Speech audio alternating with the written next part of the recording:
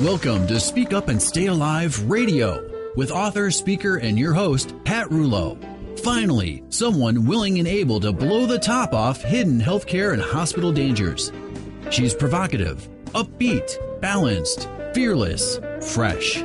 Pat has over 20 years of experience as a professional public speaker and knows how to approach this important subject with enough humor and wit to keep you informed, entertained, and empowered. Each week you will say, "Oh," as Pat explores and exposes little-known hospital hazards, delves into the deep waters of dangerous healthcare practices, picks the brains of her good-looking and influential guests to help keep you and your family stay safe in today's fragmented healthcare system. The program is not intended to replace medical advice from a licensed professional, but rather to encourage you to become a well-informed participant in your health and well-being. And now, your host, Pat Rouleau. I can't bear again no more, baby. I got too much pride. But I'll survive. Keep on. Today, it's Father's Day weekend, a time to reach out to that one of two people responsible for the fact that you are here today. So, no matter where your father is right now, next door, across country, or somewhere in a heavenly location, give a smile, a nod, and a thank you. And I thank your father, too. Because of him, you are joining us today, and that is a good thing. Our guest today is kind of like the father of public transparency, as he was one of the first, if not the first, hospital CEO to publicly blog about his organization's clinical outcomes, such as infections and wrong site surgeries, in real time. And we have a fun and new appropriate game for today called Father Knows Best. So turn off all unnecessary electronic devices, as they say, nothing on but the radio, and enjoy this next short hour with us. But now, it's time for the healthcare hazard of the week.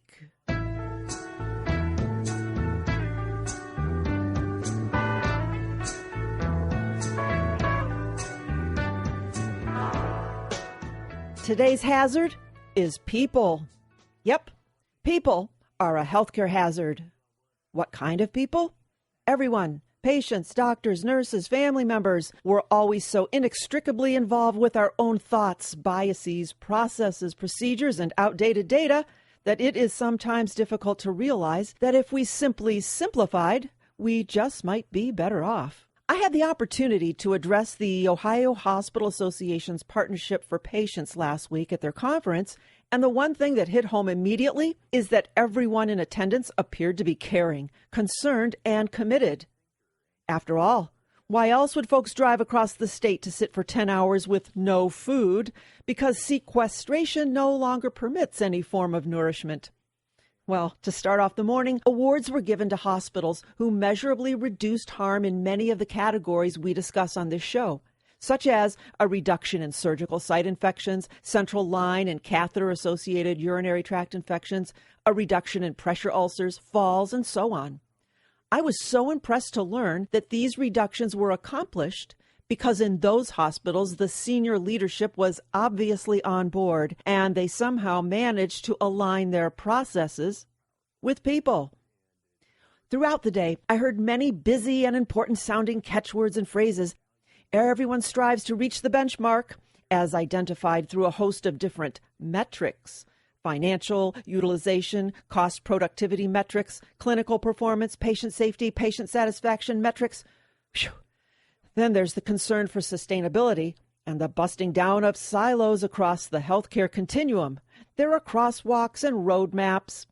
But when you get down to it, it all does begin and end with people. And that's where I'm thinking that we're losing the battle. Perhaps it's not really all that complicated, or maybe I'm just being an oversimplistic bystander.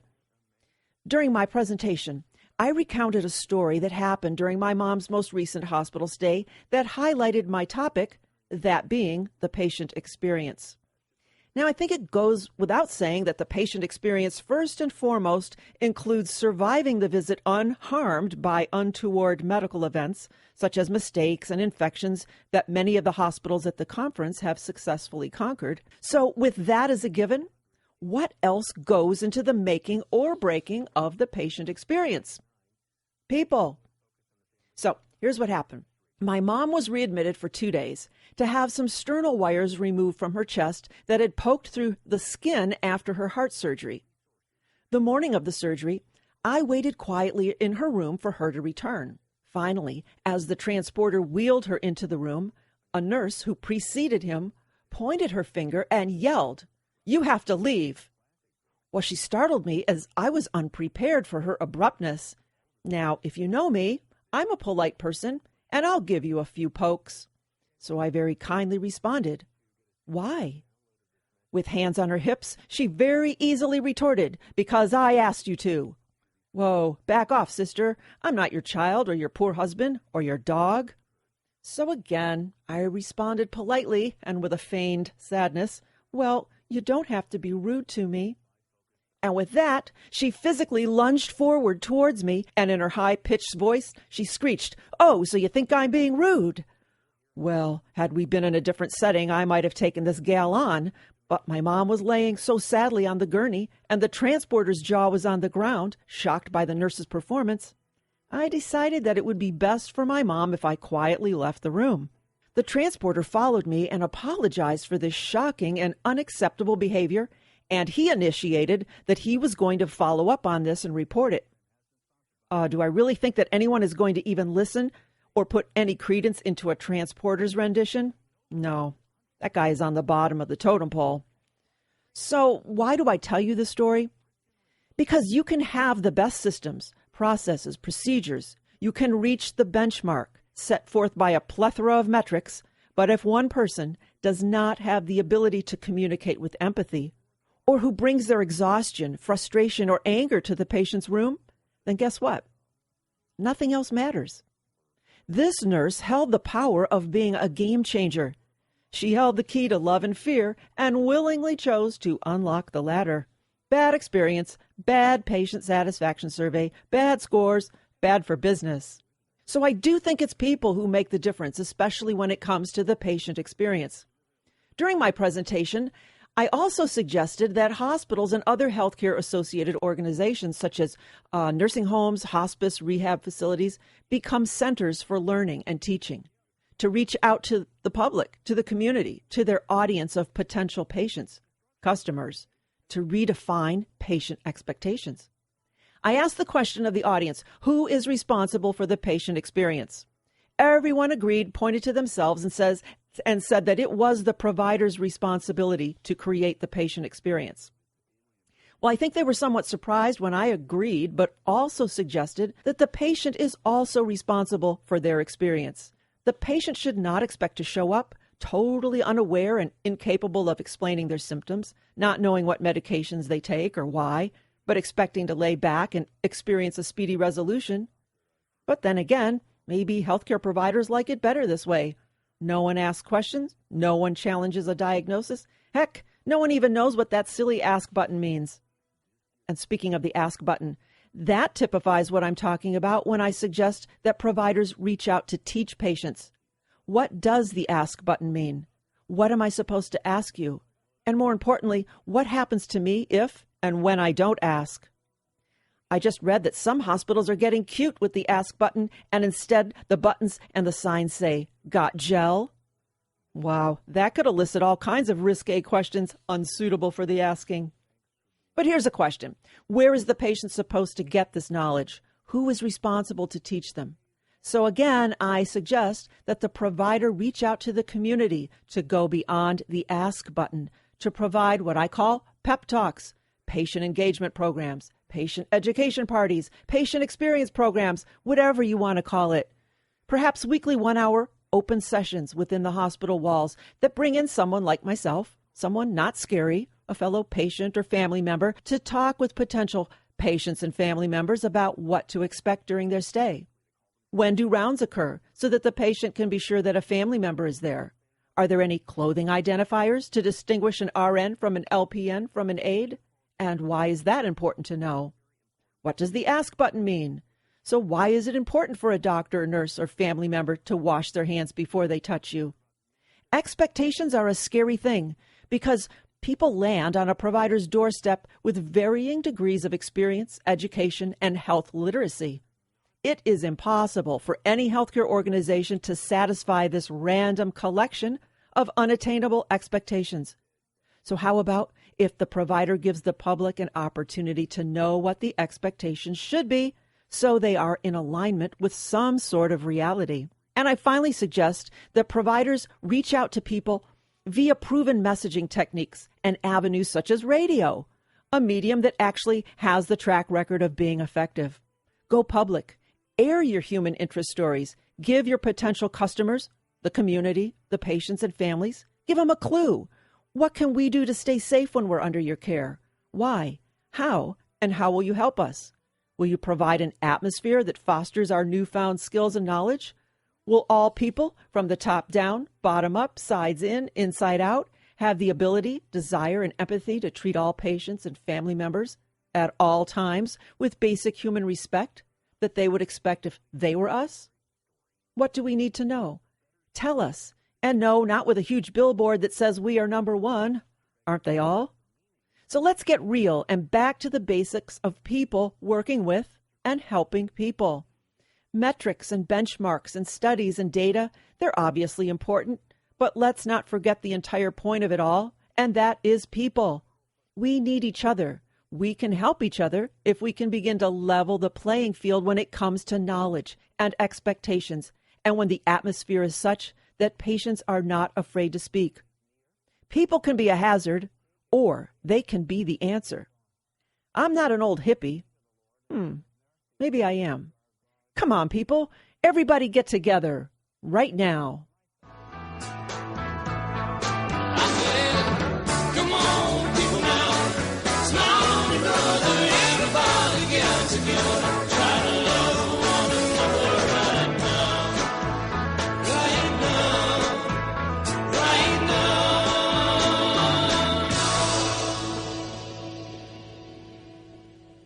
Let's spend the next 2 minutes with the mighty Casey Quinlan, a storyteller, speaker, media strategist, and writer with an extensive background in broadcasting, theater, and stand-up comedy. She's also the author of Cancer for Christmas, Making the Most of a Daunting Gift, and she's not afraid to call it as she sees it when it comes to patient safety. Welcome to the show, Casey. It's delightful to be here, as always. Hey, thank you. Casey, so many questions of you, but let's start with, what is your favorite patient question and why? Well, it's why. And why? Because until we actually understand what it is our healthcare team is telling us, we have a risk of becoming meat puppets. In other words, we have no idea why we're doing what we're doing, and we're just doing it because someone told us to do that, and not as though we shouldn't surrender to the process once we have come to a shared decision-making moment with our healthcare team. But at the same time, just because somebody says to do something doesn't necessarily mean that's the thing you should do. Remember when your mother used to say, well, if your friends jumped off a cliff, would you do it too? You want to think about what's logical and what makes sense, and if something doesn't make sense, ask why. Sounds like we had the same mother. I think many of us in our generation did.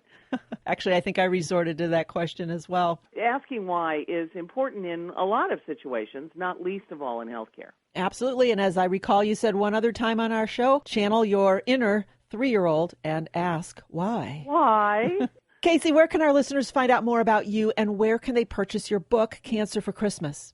Well, my book is available on Amazon. You can find a link directly to that on either of my two websites. The book's website is cancerforchristmas.com, and my main business site is mightycasey.com, and there's cross-links to both on either one. So wherever you land, you'll find me.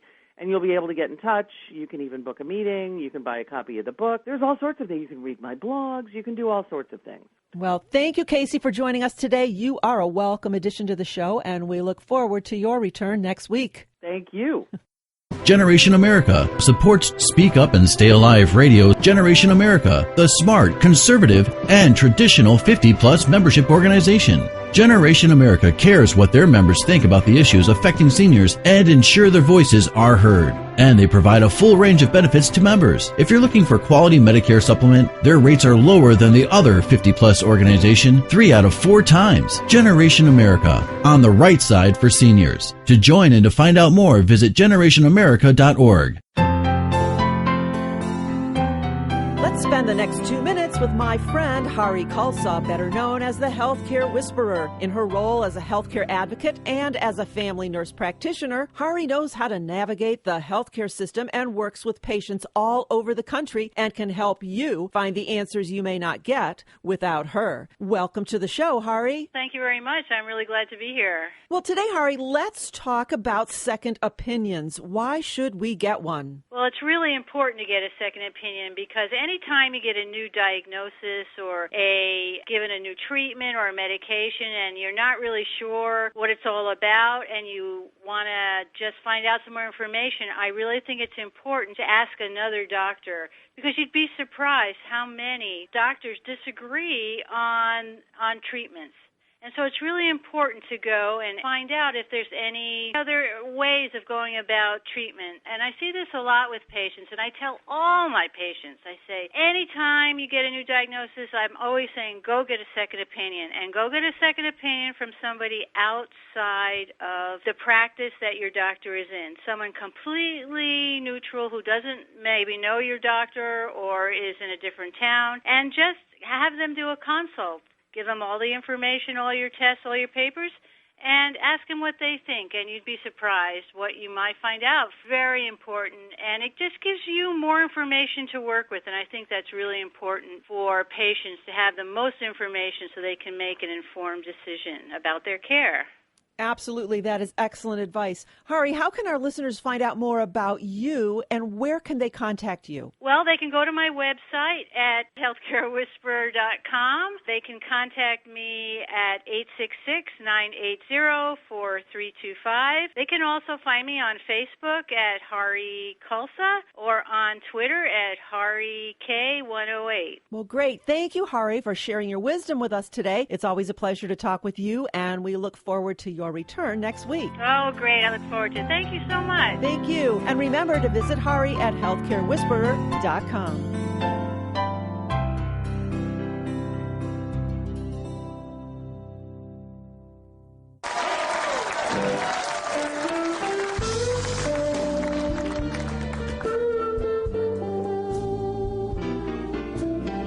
You are listening to Speak Up and Stay Alive Radio. I am your hostess, Pat Rulo, and as always, we only bring you the best of the best when it comes to our guests. And today, we're going beyond the best. We have Paul Levy with us, perhaps the most well-known and former hospital CEO in the United States. Welcome to the show, Paul. Thanks, Pat. Great to be with you. Thank you. It only took us a few months to do this, right? Right. Paul, do you mind if I give a little background so our listeners can have a feeling for who you are and where you came from? Yeah, but if it's too positive, they won't believe it, so be careful. All right, folks. Paul Levy was president and CEO of Beth Israel Deaconess Medical Center from 2002 to 2011, the teaching hospital associated with Harvard University. He has held a variety of other leadership positions, including executive dean from administration at Harvard Medical School, executive director of the Massachusetts Water Resources Authority, chairman of the Massachusetts Department of Public Utilities, and director of the Arkansas Department of Energy. Paul is also credited with the Boston Harbor cleanup and with saving the hospital from financial disaster after a failed merger threatened its closure. During his hospital tenure, he also authored a blog titled Running a Hospital and was one of very few hospital CEOs to share publicly via social media the inside issues of the hospital, such as hand-washing compliance and infection rates, with the goal of transparency. He's written many articles in a wide variety of genres and is author of 2 books, Goal Play, Leadership Lessons from the Soccer Field, which we will talk about later, and How a Blog Held Off the Most Powerful Union in America.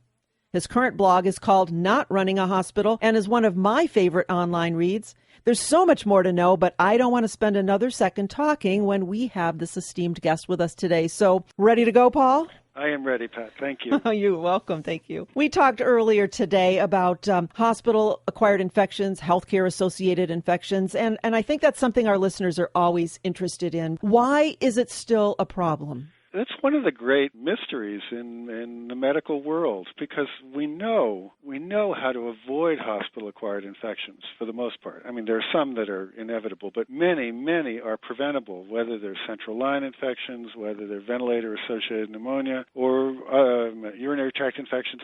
There are protocols that, if they are followed every time with every patient, we can basically eliminate those kinds of infections.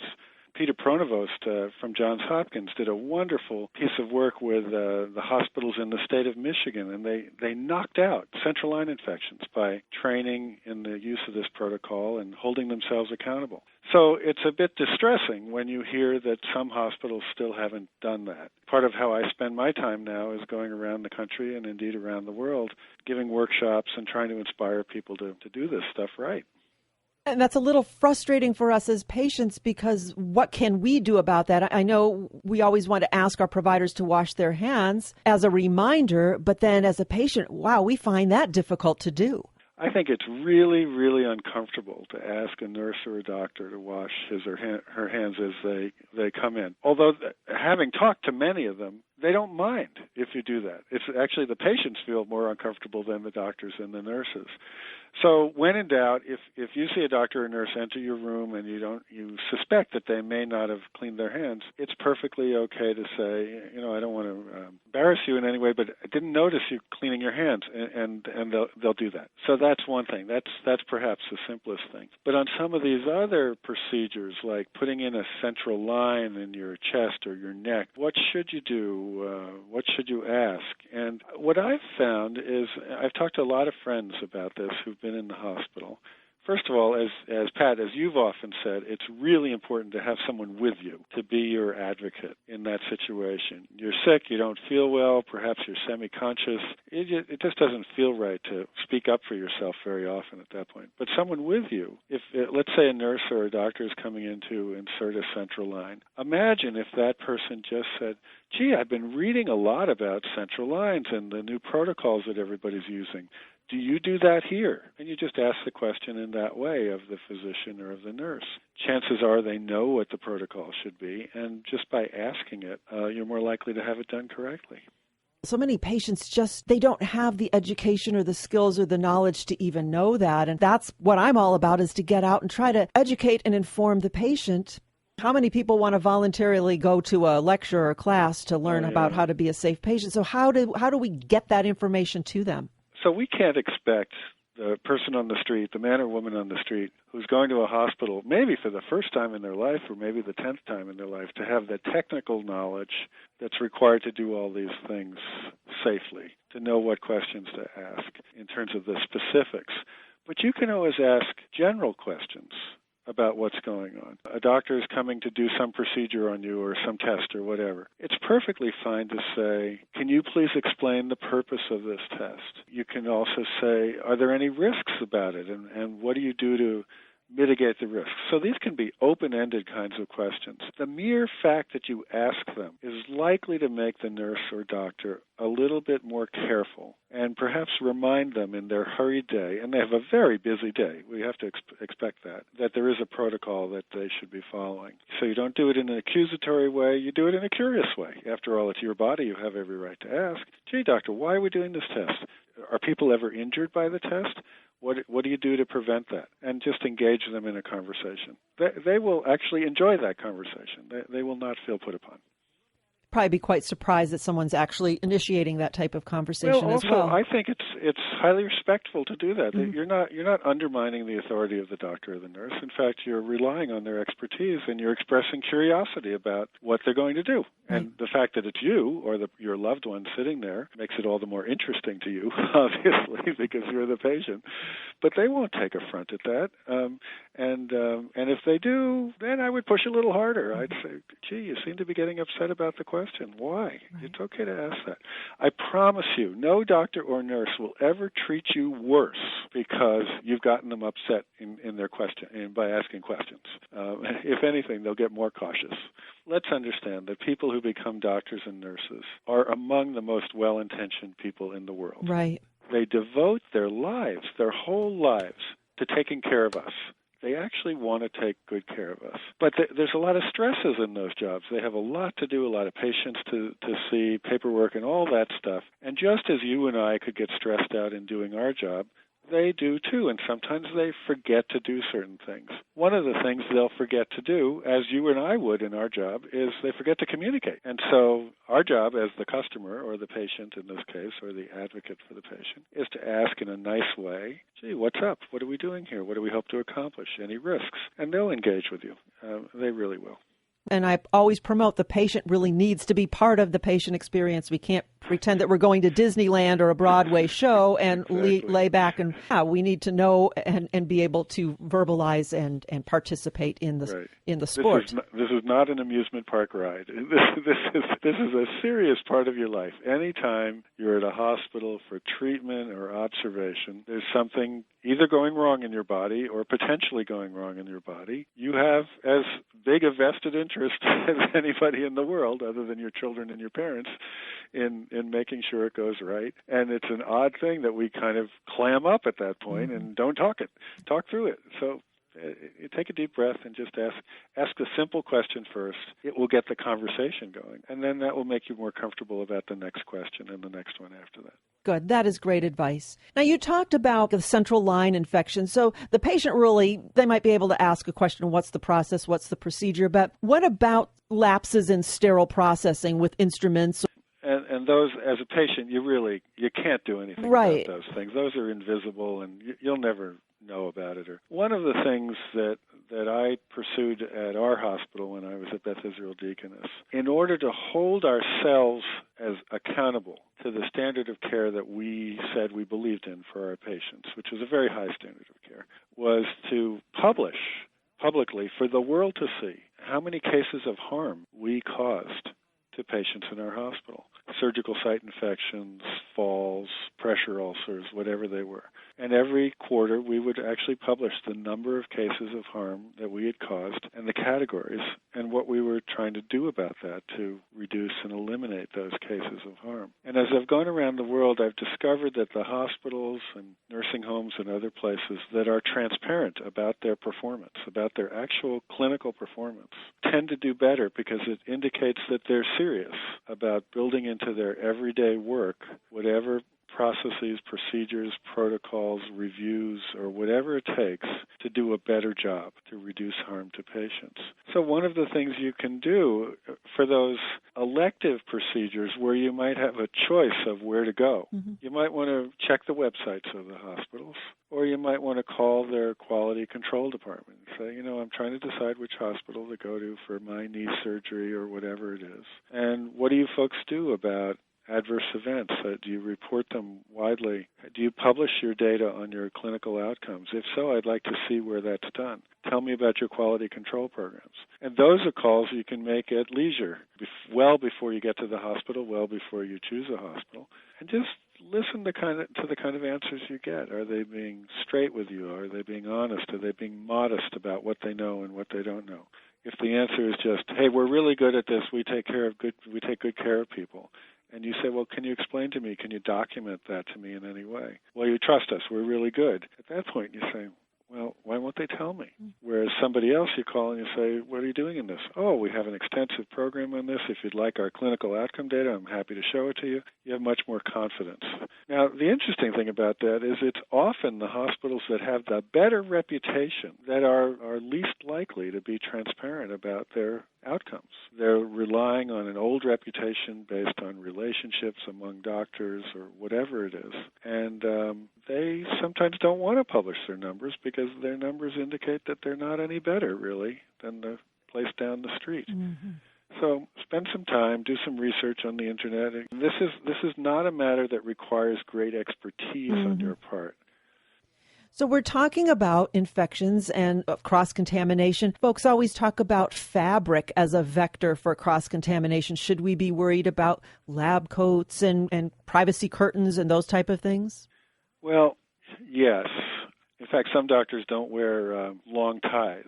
They wear bow ties for that reason, so that the tie doesn't drag across the patient. If you're looking at the privacy curtains and things like that, or even the handrails on the bed, you can't see germs. You don't know what's there. You probably won't even be in the room necessarily when the housekeeper comes through and does the cleaning. It's an important part of what goes on, but I'm not sure as a patient you can do much on that front. I would say the most significant thing to be concerned with is the hand washing for your caregivers, but also for the people who come visit you, because they can bring germs in and they can also spread your germs in the world.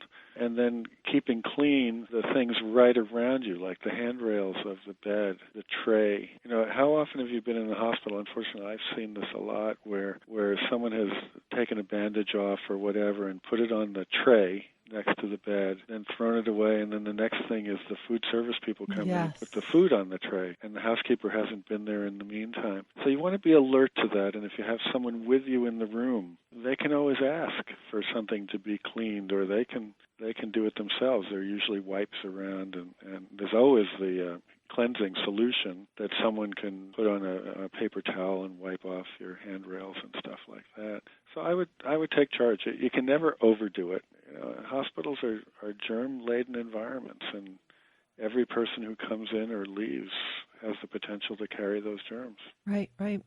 I always tell folks during our presentations that, if you go to visit somebody, all you can do there is sit and look at the other person. I say pick up the hospital-grade bleach wipes, put on the gloves, and clean. Yeah, might as well do something. The other thing is, here's just a simple thing. How often do you go to visit someone in a hospital room, and maybe you clean your hands before you get in, and then while you're sitting there, you notice your shoes are untied. So you go down and tie your shoes. Well, let's think about where those shoes have been walking and what kind of stuff is on them. So if you're a visitor, after you do something like that, or after you pick up something, go wash your hands again. Be a little obsessive compulsive. Got it. It isn't often that I say to people, be OCD. But when you're in a hospital room, there's no harm with being too clean. This is not the place where you want to build up antibodies to make your body stronger. Your body's in a weakened condition, and you want to avoid germs. You'll have plenty of chance to absorb germs once you leave. Well, we are going to move to a little happier topic, and since it's Father's Day show, we are considering Paul as the father of using social media, that would be blogging, to improve healthcare in real time to encourage transparency. So let's move to a happy topic. Tell us about your book, Goal Play, Leadership Lessons from the Soccer Field. Okay, although I consider my fatherhood of my two daughters is much more important than the blogging or the book. But one of those daughters was involved in playing soccer as a little girl, and I was her coach and coached her for many years. And then when she graduated, I kept coaching. And I really enjoy the time with the kids, and I love to see them develop individually and as a team and watch them grow and enjoy the game and all those things that are wonderful parts of sports. And being a coach in that environment is a very special relationship. And one of the things I noticed over the years of coaching and also running organizations, most recently the hospital, is that what seemed to work in terms of coaching these 11-year-old girls in a soccer team also seemed to work in running a large organization. That when you're in a managerial or a leadership position in an organization, not just the CEO, but anywhere in an organization, your job is really of a coach. It's to try to build a team, to help people learn, to give positive reinforcement, and the like. And so after I left the hospital, I finally sat down and wrote the book about this, and it's called Goal Play, Leadership Lessons from the Soccer Field. And each chapter starts with an anecdote from my days coaching the little kids, and then I move into stories about healthcare and other businesses and try to draw out lessons that would be useful to people in leadership roles. I wrote the book because I always wanted to, and as you know, when you write a book, you're just putting yourself out there, and you wonder, is anyone going to read it? Mm-hmm. Does anyone care about what I've said? And I've been really heartened by the response to the book. People really enjoy it. Many people tell me they've read it through twice. They read it once, and then they read it through again and take notes and mark it up and so on. So I feel really good that it's gotten that response. Well, how can our listeners find the book? Where can they get a hold of it? Well, you can find it on Amazon, and so it's available in paper version. It's also available in Kindle version on Amazon. And then there's a wonderful site called Smashwords, smashwords.com, where you can also upload any other ebook format that you might have for your iPad, your Nook, your Sony thing, whatever. You have no excuse not to buy the book at this point. And I hope people like it. And if they do, I would ask them to write a review on Amazon. And if they don't like the book, just forget I asked. Do not write a review. Review. And where can folks find your blog? What is it called again? It's called Not Running a Hospital, and the easiest way is just put Paul Levy's blog, do a Google search, Paul Levy's blog, and it's the first thing that will pop up. And you are there. Besides the blog itself, I'm on Twitter as Paul F. Levy. I'm on Facebook, and if people want to, and LinkedIn, of course, and you can follow the blog in any of those ways. Once you get to the blog, you can actually subscribe to it and have it delivered to you at 7 o'clock every morning Eastern Time with a brand new story. It's a great blog. You can spend days and days delving through all of those articles, which I've spent quite a bit of time on. Well, thank you. Yeah. You say so. Do you have any final words of advice for our listeners today? Pat, what you've said so often in your materials, which in your book and in your interviews and your website, which is when you're going in for medical treatment, it's a difficult time, it's a stressful time, and it's a very difficult thing to advocate for yourself when you're in that situation. You may not feel good, you may be on some drugs, some narcotics, whatever it is. So whenever possible, have someone go with you who knows you well, who can represent you well, and will not be intimidated by the setting they're in. And they can do this in a respectful, kind way with the providers. Remember that those nurses and doctors are working hard and they're tired and stressed out too. But if you or that other person engage in good, respectful conversations with your providers, there's a much better likelihood that the experience will be better for you and a higher likely that you won't be harmed by the experience. Paul, it's a pleasure to have you with us today. I hope that you come back again and again, and happy Father's Day to you. Thank you. Thank you very much. And it's been a pleasure being with you.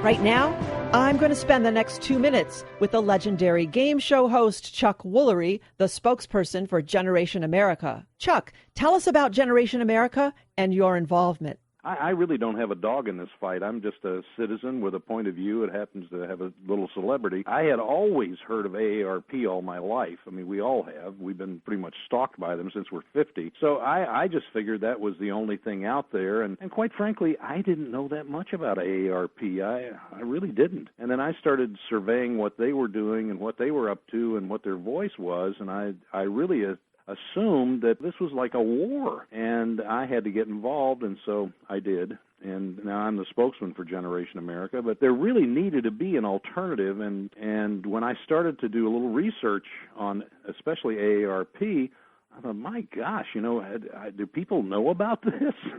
It was stunning, some of the stuff that they pull and some of the stuff that they do. It's a really political organization. Now, there's politics and everything, but I started to listen to some of the things they were saying. All of a sudden, I realized that they were telling us one thing and they were really doing another, and certainly didn't suit me as far as my welfare was concerned as a senior. And it was remarkable what I didn't know and the things that were going on that I wasn't aware of that were not in my best interest as being a senior from a group of people who were advocating for me, supposedly. So I joined Generation America. That's what I did. First I joined, and then I became a spokesman for them, and I think that they're doing the right thing. If you're a senior and you're conservative on any level, even if you're not a conservative, they work for your benefit. So here I am. And we are happy that you are here and look forward to your return next week.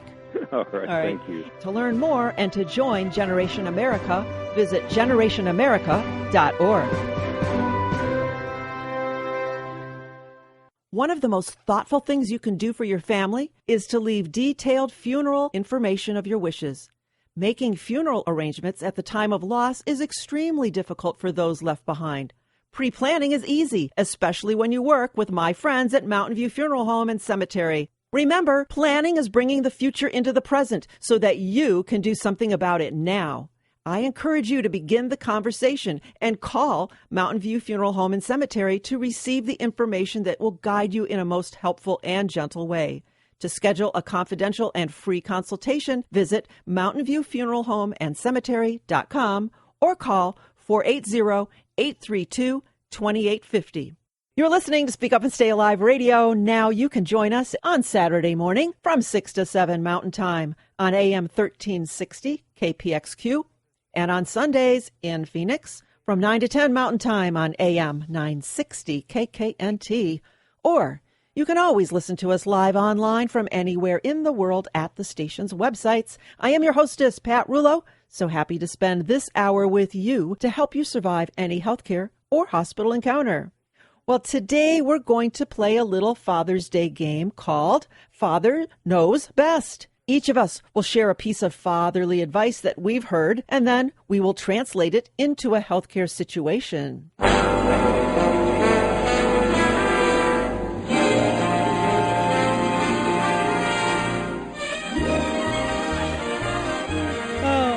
Do you guys remember that show? Oh, yeah, that's been a long time ago.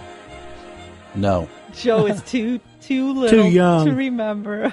All right, are we ready to play, you guys? Let's go for it. Okay, all right, I'll start. The best advice my dad ever gave me was to always tell the truth. He said people will always react more positively if you bring your mistake to their attention versus them finding it out on their own. How do we relate that to a healthcare situation? That's a good question. Okay, the crickets are going off. Well, actually, it kind of reminds me of our interview last week. We had Dr. Sands and Dr. Woodworth from Massachusetts Alliance for Communication and Resolution following a medical injury when we talked about hospital disclosure and apology. I know I would have appreciated if the hospital came to me and my mom and communicated what happened. I think that's all that people really want. So it helps to tell the truth right up front, yeah? It does, yes. Oh, yeah. All right, you guys. All right, Joe, do you have any fatherly words of advice that you've heard? Don't do that or you go blind. No, I'm just kidding. Actions speak louder than words. Oh, my God. That was good, Joe. I'm at a loss for words. I didn't expect that. Okay, what's the real one he said? Actions speak louder than words. Oh, my gosh. Well, that's kind of like what I talked about during today's Healthcare Hazard of the Week. You know, you've got fancy terminology and research studies and evaluations, but nothing will ever take the place of a single person's actions. That's what they mean, I think, by a little less talk and a lot more action. You guys know that song? I remember it vaguely. It's a country song. Anyway, here's a comment from the famous Father Knows Best, Robert Young. We need a little more action around here. Active participation is the basis of good citizenship. Don't you kids realize that the habits you form here at home are the ones you're going to take with you into your community life? A good citizen doesn't shirk his duty. He does his share to help others. And what's more, he doesn't have to be asked 100 times. He volunteers willingly and cheerfully. Is that clear? You got it. Well, here's another one from my dad. When a guy takes you out to dinner, he used to say, watch how he treats a waitress or a waiter. Take a cue from that. That's pretty good advice there. Mm-hmm. Mm-hmm. All right. I think so. I think that you could tell a lot about a person when they don't think you're paying attention, right? I remember when I was in the hospital one day that a doctor whom I thought I respected really was harsh and condescending to the nurse in the room, and that kind of changed the way I looked at him, huh? Gives you a different perspective. It does. It does. My dad used to say, don't take any wooden nickels. Oh. Did you ever hear that one, Joe? Yeah, actually. Did you ever take any wooden nickels? Unfortunately. I think that's just a lighthearted reminder to be cautious in all dealings. Again, with healthcare, I think it comes back to being aware and informed. You know, somebody tells you something and you just don't take it at face value, yeah?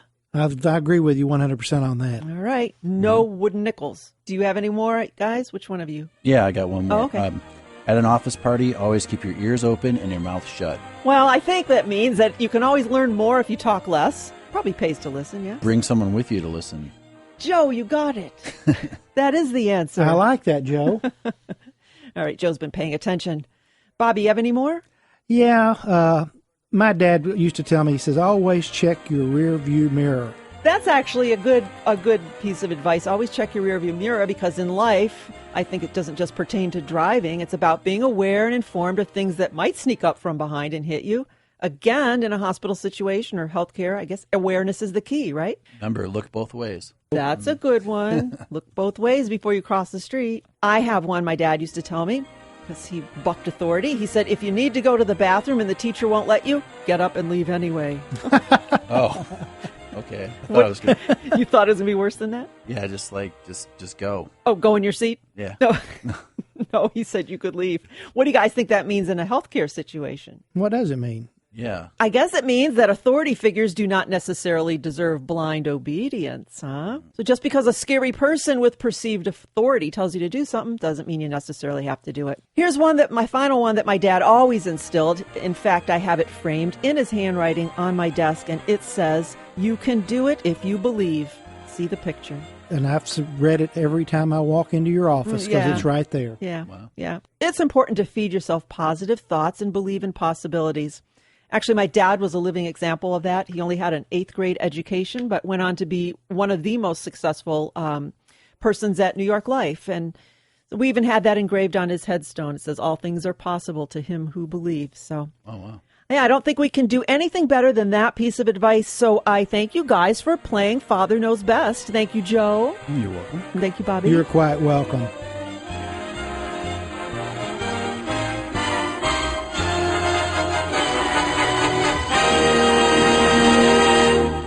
Our games are always a fun and a fast way to share serious information. Well, listeners, don't go anywhere. There's so much more you can learn about healthcare and hospital safety on America's favorite radio show, Speak Up and Stay Alive Radio.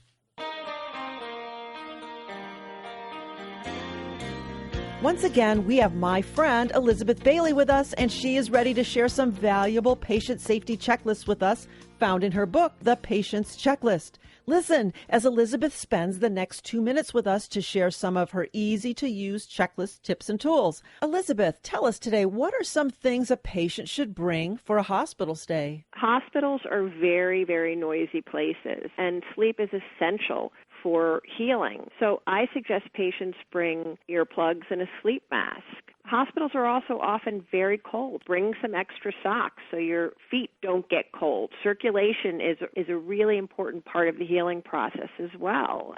One of the most important things I think people can bring is an economy-size hand sanitizer, and that should be placed on the bedside table because patients should be washing their hands as much as your family and healthcare personnel who are dealing with you. Patients touch bed rails, they touch doorknobs, they touch a wheelchair if they're being transferred here and there. It's easy to forget that they should be washing their hands just as much as anyone else. And I also think having a hand sanitizer on the table right next to the patient is a reminder for everyone that hand hygiene is crucial. And finally, I would suggest bringing a family photo that reminds you of life outside the hospital and reminds you that you are a person first and a patient second. Oh, that's great advice. I love the hand sanitizer idea, to bring a giant one, place it on the table.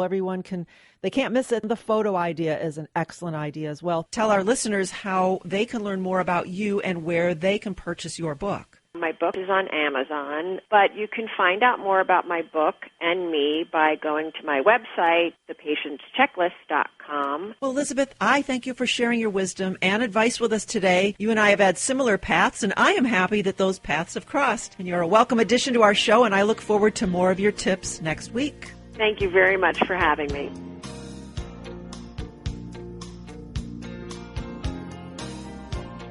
You're listening to Speak Up and Stay Alive Radio every Saturday morning in Cleveland, Ohio, and every Saturday morning and Sunday morning in Phoenix, Arizona. I am Pat Rouleau, your hostess and author of the book, Speak Up and Stay Alive, The Patient Advocate Hospital Survival Guide, and that is available at all of our live speaking events or at our website, speakupandstayalive.com. That's where you can also locate radio show times, dates, and station information.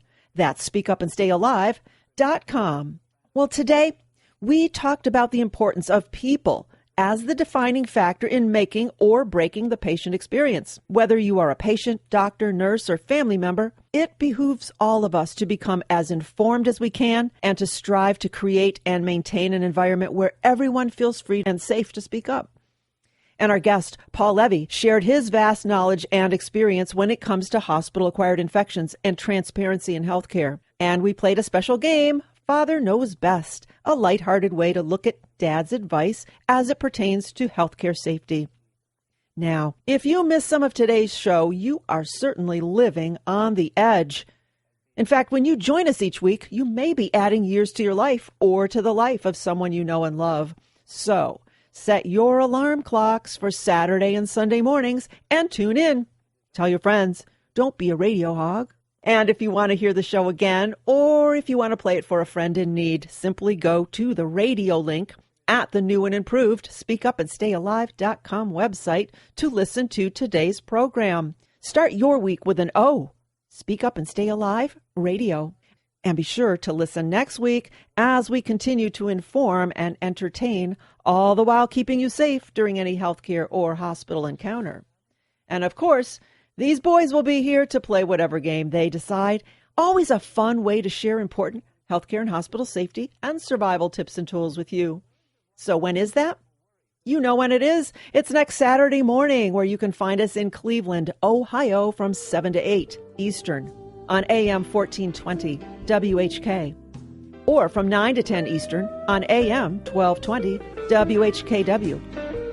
And in Phoenix, Arizona, on Saturday mornings from 6 to 7 Mountain Time on AM 1360 KPXQ, and again on Sunday morning from 9 to 10 Mountain Time on AM 960 KKNT.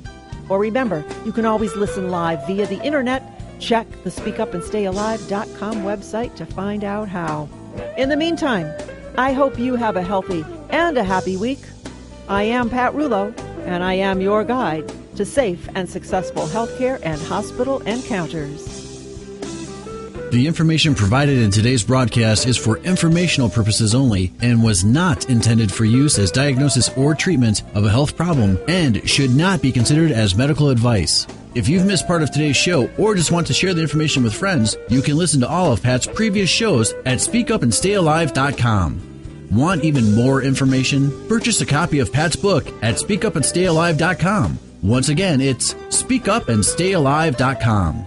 Have questions or comments? Become a friend on Facebook. We're called Speak Up and Stay Alive. Or you can call Pat at 440-725-5462. Until next week, remember, it's okay to ask others to wash their hands. You have to speak up and stay alive.